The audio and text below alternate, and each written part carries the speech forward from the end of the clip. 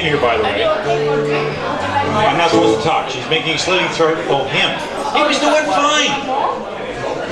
I like that music. It's okay. Anyway, we have my agendas over there. Hang on a second.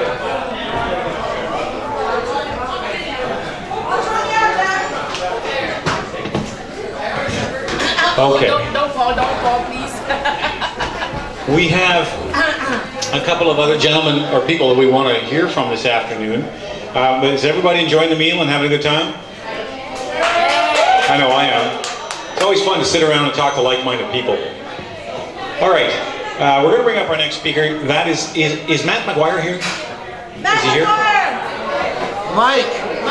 Did I say, why do I not get this poor man's name straight? Mike McGuire. Is he in the house? He's not here, okay. In that case, the lot falls to Mr. Tom Black. Now, Tom, as he makes his way forward, I'm sure all of you know, or many of you know, he's the present head of the Ontario Landowners Association. He's probably one of the hardest working men I know. This guy has a cell phone glued to each ear, and he's solving problems all over the province. So, give a big round of applause for Mr. Tom Black. There you go, Tom. The stage is yours. Thank you guys for doing those things. I can't live up to it. All right, you send me the check. Hello, everybody, and happy birthday, John. We have to be an awful lucky group of people to know John Serge, because he is the spirit of this country that just won't give up whenever they know things are wrong. And I think if we don't get more people with his spirit to fight back for what's wrong, whoops, she died. Got it. Okay. We're going to lose the values that we grew up with in this country. Oh yeah, there goes my phone. Anyways. The tax man. But I was watching a little show last night on television, and it was on the National Geographic station. It was a documentary on Churchill's German soldiers, and it was a story of the Jewish folks that escaped Germany just before the war, and how they turned to help Britain to fight back against their own country. And it wasn't a little feat. There was 10,000 German soldiers, Jewish German soldiers, that joined the British. And a couple of these fellows were on there in live interviews, and one fellow in particular, pretty comical fellow, lots of spirit, up in his 80s, he said, "We ran to Britain at the time," he said, "and that was the best place in the world to be." He said there was no better country to go to. And he said we didn't know much about politics, and he said we were talking to people over there, and they told us we could go out and talk freely in the public square and say things about anybody they wanted to. And this fellow was only a young lad at the time. He said, "You mean you can say bad things about the government?" And the reply was, "Especially about the government." So he was pretty tickled at that kind of freedom. Never had known it in Germany by that time.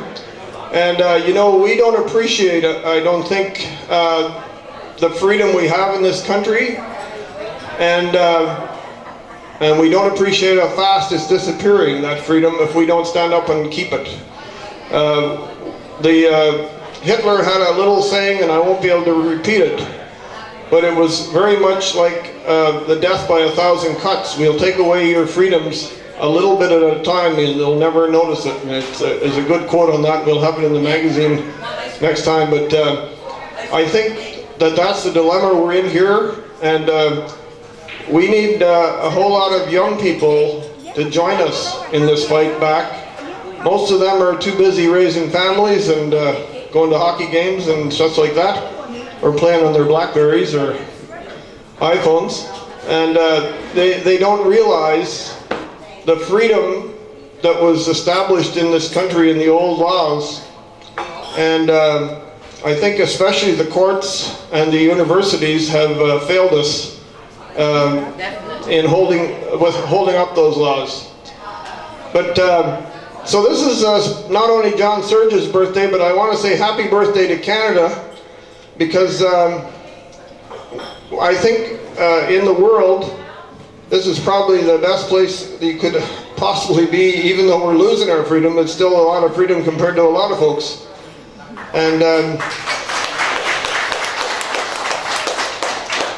along that line, we're going to have a property rights conference in the fall, and it's an international property rights conference. We'll be having folks here from Australia, a senator from Australia. We'll have a freedom fighter from the United States by the name of Tom DeWeese, and his sidekick Michael Kaufman, and another fellow named Ron Gibson from out in Oregon. He's a patent rights expert and has been fighting for people all over the United States, going to court as that expert. And we'll have Liz Marshall, of course, to sort of round out the table.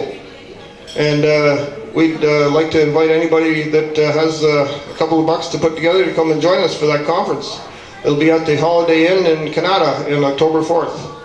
So along that line, I'm going to pass this mic on to Nick again here, and he can get somebody up here that knows what they're talking about. Thanks, folks. I think you just